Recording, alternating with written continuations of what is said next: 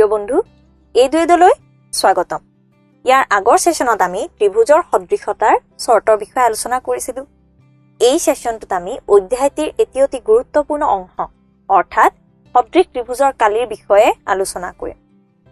আমি জানো যে যেতিয়া দুটা ত্ৰিভুজ সদৃশ হয় তেতিয়া কি হয় সদৃশ ত্ৰিভুজ দুটাৰ অনুৰূপ কোণবোৰ সমান হয় আৰু অনুৰূপ বাহুবোৰৰ অনুপাতবোৰ কি হয় একে হয়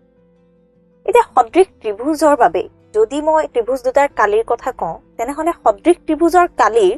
অনুপাতবোৰৰ কিবা সম্পৰ্ক আছে জানো হয় নিশ্চয় আছে সদৃশ ত্ৰিভুজৰ কালিৰ অনুপাতৰ সম্পৰ্কটো আমি এটা উপপাদ্যৰ সহায়ত চাব পাৰো উপপাদ্যটো এনে ধৰণৰ যে দুটা ত্ৰিভুজ সদৃশ হলে সদৃশ ত্ৰিভুজ দুটাৰ কালিৰ অনুপাত অহিহতৰ অনুৰূপ বাহুৰ অনুপাতৰ বৰ্গৰ সমান হয় এতিয়া এই উপপাদ্যটো আমি প্ৰমাণ কৰিম প্ৰথমতে আমি চাওঁ যে উপপাদ্যটোত কি দিয়া আছে উপপাদ্যটোত ত্ৰিভুজৰ কথা দিয়া আছে দুটা সদৃশ ত্ৰিভুজৰ কথা দিয়া আছে গতিকে আমি প্ৰথমে কি কৰিব লাগিব দুটা সদৃশ ত্ৰিভুজ অংকন কৰিব লাগিব প্ৰথমতে এটা ত্ৰিভুজ অংকন কৰো ধৰা হল এই ত্ৰিভুজটোৰ নামকৰণ কৰিলো D E F আৰু অন্য এটা ত্ৰিভুজ অংকন কৰো এই ত্ৰিভুজটো নামকৰণ কৰিলো P Q R এতিয়া D E F ত্ৰিভুজটোৰ বাবে মই কি কৰিম D শীৰ্ষবিন্দুৰ পৰা E F বাহুটোলৈ এডাল লম্ব অংকন কৰিম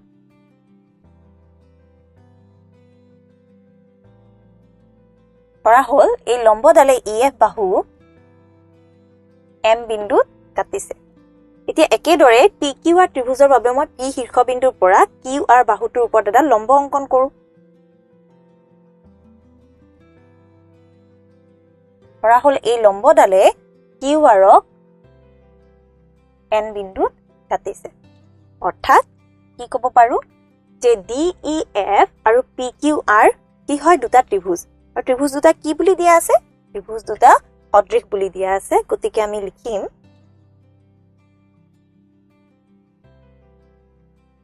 D E F আৰু ট্ৰায়াঙ্গল PQR ৰ বাবে আমি কি পাওঁ DEF আৰু PQR ত্ৰিভুজ দুটা কি হয় সদৃশ হয় অৰ্থাৎ এই দুটাৰ বাবে কি পাওঁ যে DEF ট্ৰায়াঙ্গল আৰু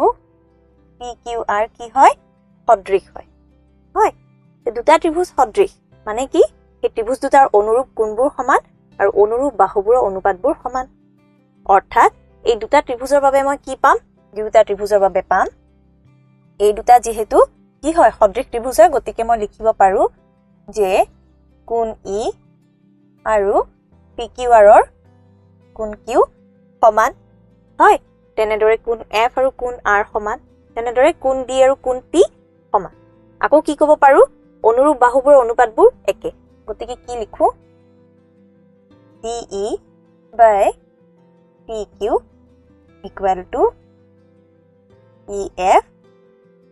by QR equal to FP divided by R P এটো কিহৰ পৰা পালো যেহেতু ত্ৰিভুজ দুটা সদৃশ আকৌ কি কৰিলো DM টো EF ৰ ওপৰত লম্ব DM EF ৰ ওপৰত লম্ব ঠিক তেনেদৰে PN QR ৰ ওপৰত লম্ব অৰ্থাৎ এই দুটা লম্ব হল মানে কি হল DME আৰু PNQ কোণ দুটা 90 ডিগ্ৰী কোণ হয় এতিয়া এই দুয়োটা ত্ৰিভুজৰ বাবে মই যদি দুয়োটা ত্ৰিভুজৰ কালি নিৰূপণ কৰিব খুজো তেতিয়া কি হ'ব তেতিয়া হ'ব ত্ৰিভুজ DEF ৰ কালি এবাৰ এটো কেনেকৈ লিখিব পাৰো DF ৰ কালি এটোক লিখিব পাৰো area of triangle DEF DF ৰ কালি কিমান হয় ত্ৰিভুজৰ কালি আমি জানো হাফ ইনটু ভূমি ইনটু উন্নতি গতিকে DEF ৰ কাৰণে কি হ'ব EF তেনেদৰে আমি কি পাম এৰিয়া অফ PQR পাম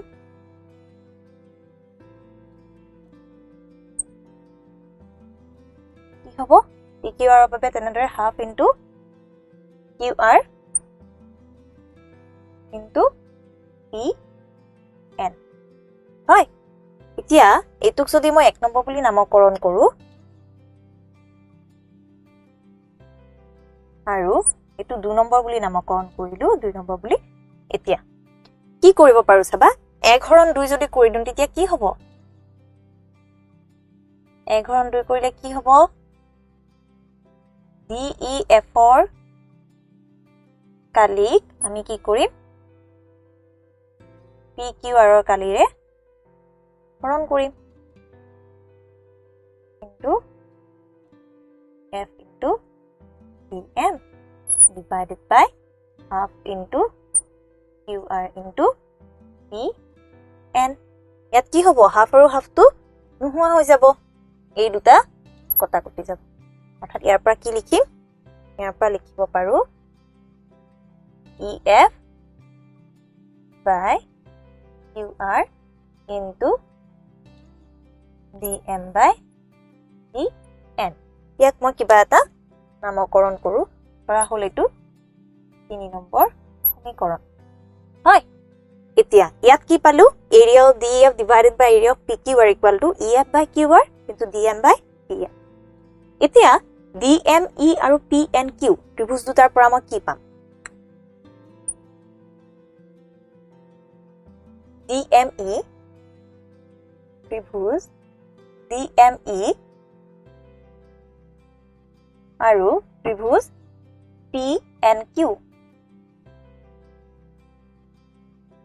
ইহঁতৰ কি হ'ব DME কোণটো আৰু PNQ কোণটোটা কি হয় সমকোণ হয় অৰ্থাৎ দুটা 90 ডিগ্ৰী গতিকে কি লিখিব পাৰো DME আৰু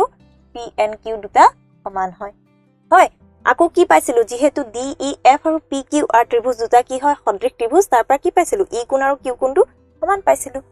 কি লিখিম E আৰু Q কোণটো সমান তে দুটা ত্ৰিভুজৰ যদি দুটা কোণ সমান হয় তেনহলে আমি AA শৰ্ত সাপেক্ষে কি পাও AA শৰ্ত সাপেক্ষে পাও দুটা ত্ৰিভুজ সদৃশ গতিকে কি লিখিম ইয়াৰ পৰা DME আৰু PNQ সদৃশ কি শৰ্ত সাপেক্ষে AAA শৰ্ত সাপেক্ষে তে ত্ৰিভুজ দুটা সদৃশ মানে কি সিহঁতৰ অনুৰূপ কোণবোৰ সমান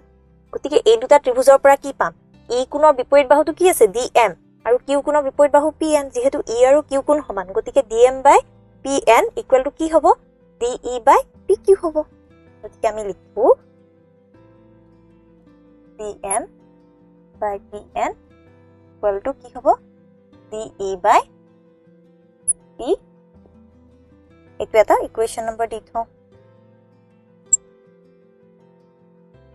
হয় আকৌ যেহেতু এই দুটা ত্ৰিভুজ সদৃশ আছিল তেনেহলে তাৰ পৰা কি পাও সেই শৰ্তটোৰ পৰা মই পাও DE by PQ equal to EF by QR equal to FD by R যেটো এই শৰ্তটো ইয়াতে লিখা আছে এইটো পালো তো ইয়াৰ পৰা কি লিখিব পাৰো এইটো আৰু এইটো ইকুৱেশ্যনৰ পৰা মই কি লিখিব পাৰো এই দুটা ইকুৱেশ্যনৰ পৰা লিখিব পাৰো এইটো আৰু এইটো ইকুৱেশ্যনৰ পৰা কি লিখিব পাৰো DE by PQ equal to DM by PN আছে গতিকে লিখিব পাৰো DE by PQ equal to EF by QR equal to FD by RP equal to DM by PN হয় ইকুৱেশ্যন নম্বৰ 5 দিলো এতিয়া এই ইকুৱেশ্যন নম্বৰ 5 আৰু 3 পৰা কি পাম ইকুৱেশ্যন নম্বৰ 5 আৰু 3 পৰা পাম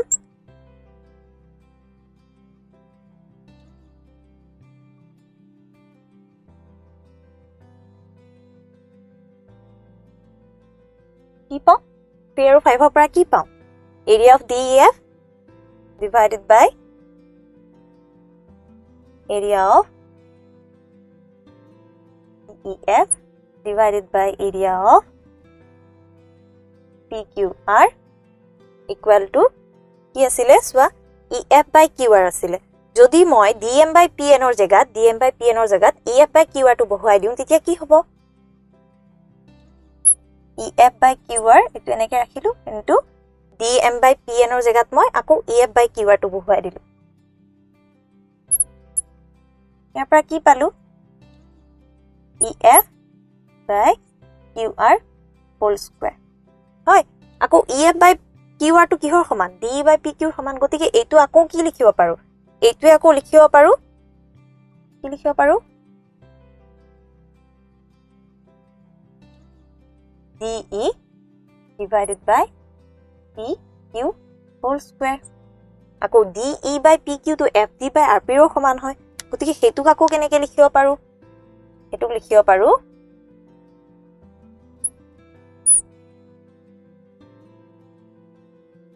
whole square অৰ্থাৎ কি পালো যে ত্ৰিভুজ দুটা যেতিয়া সদৃশ হয় DEF আৰু PQR ত্ৰিভুজ দুটা যেতিয়া সদৃশ আছে সেই ত্ৰিভুজ দুটাৰ কালিৰ অনুপাতটো কি হ'ল অনুৰূপ বাহুবোৰৰ বৰ্গৰ সমান অৰ্থাৎ area of DEF divided by area of PQR equal to কি লিখিব পাৰো DE by PQ whole square equal to EF by QR whole square equal to FD by RP whole square হয় মানে ইয়াৰ পৰা কি পালো এই উপপাদ্যটোৰ প্ৰমাণটো পালো উপপাদ্যটো কি আছিল যে যেতিয়া দুটা ত্ৰিভুজ সদৃশ হয় সদৃশ ত্ৰিভুজ দুটাৰ কালিৰ অনুপাতটো কিহতৰ অনুৰূপ বাহুবোৰৰ অনুপাতৰ বৰ্গ সমান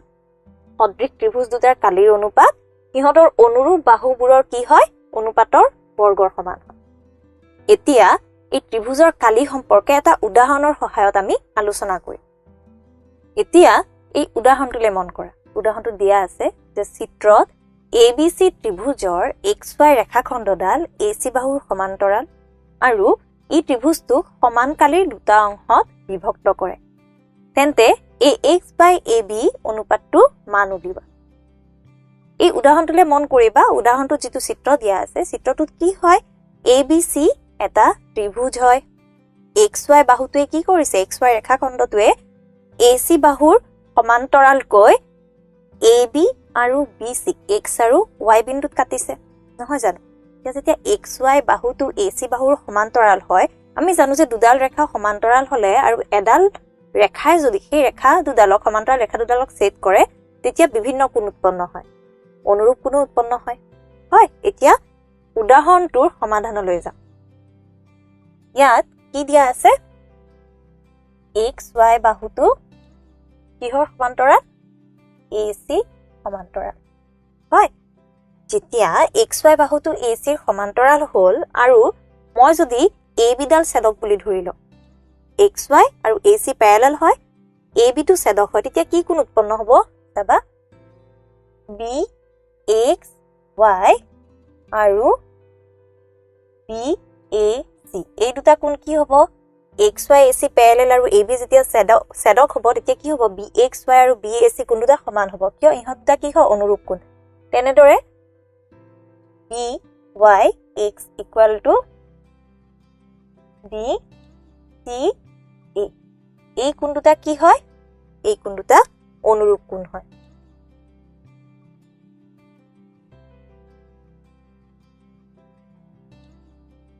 অনুৰূপ কোণ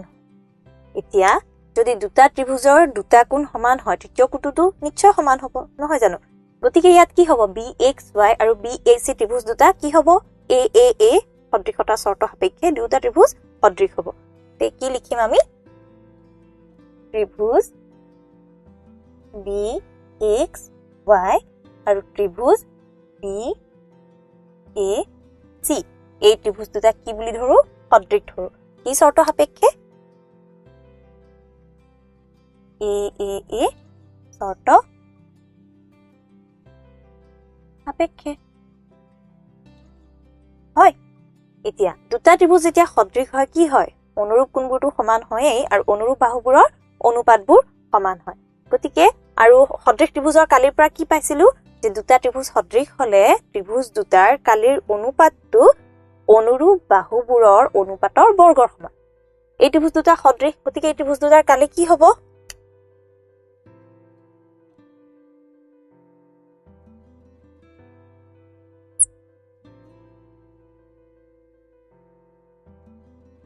এই ত্ৰিভুজ দুটাৰ কালিৰ অনুপাতটো কি হ'ব অনুৰূপ বাহুৰ অনুপাতৰ বৰ্গৰ সমান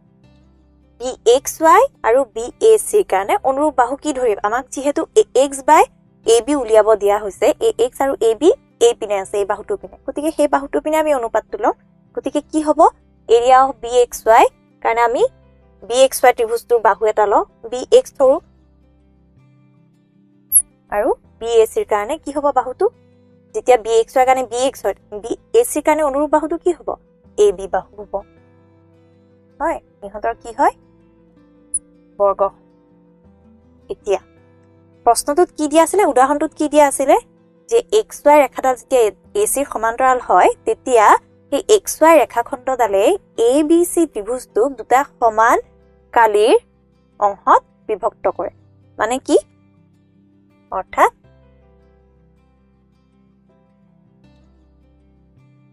AC ত্ৰিভুজটোৰ কালি কি হ'ব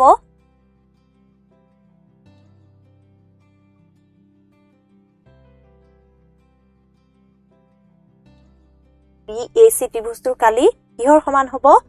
BXY ত্ৰিভুজটোৰ কালিৰ লগত যদি মই 2 পূৰণ কৰো তাৰ সমান হ'ব হয় গতিকে ইয়াৰ পৰা কি পাম অনুপাতটো এৰিয়া অফ কি লিখো ইয়াত যেহেতু BXY লিখিছো ইয়াত মই BXY ধৰো area of BXY divided by area of BAC equal to কি হ'ব 1/2 হয় ইয়াক মই question number 1 বুলি ধৰিলো area of BXY by area of BAC কি আছিল BX by AB whole square ইয়াত কিমান পালো আমি 1/2 পালো গতিকে এই দুটাৰ পৰা আমি কি পাম এই দুটাৰ পৰা পাম BX by AB whole square equal to 1/2 ইয়াৰ পৰা BX by AB কিমান হ'ব হয় আমাক কিহৰ অনুপাত লাগে AX by AB ৰ অনুপাত লাগে হয় ত্ৰিভুজটোলে মন কৰিবা ত্ৰিভুজটোত আমি কি পালো BX by AB অনুপাত পালো AX টো কেনেকৈ পাম AB ৰ পৰা BX টো মাইনাস কৰিলে পাম এতিয়া মই যদি দুয়ো পিনে এই সমীকৰণটো দুয়ো পিনে মাইনাস সাইন এটা দি দিও এতিয়া কি হ'ব কেনেকুৱা হ'ব দুয়ো পিনে যদি মই 1 এটা প্লাস কৰি দিও তেতিয়া কি হ'ব দুয়ো পিনে 1 প্লাস কৰিলে হ'ব 1 minus BX by AB equal to 1 minus 1/2 ইয়াৰ পৰা কি পাম